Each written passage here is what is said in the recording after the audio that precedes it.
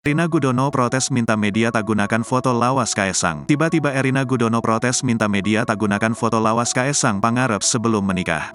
Finalis Putri Indonesia tersebut meminta netizen maupun media baik online maupun offline untuk tidak menggunakan foto jadul zaman dulu Kaesang Pangarep sebelum menikah.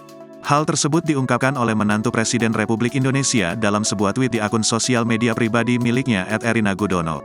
Dalam tweet tersebut, Erina menanggapi sejumlah netizen yang menghujat maupun memuji Kaesang menggunakan foto lamanya. Diketahui Kaesang Pangarep seringkali mendapatkan pujian hingga hujatan dari sejumlah pihak yang dimuat di media-media.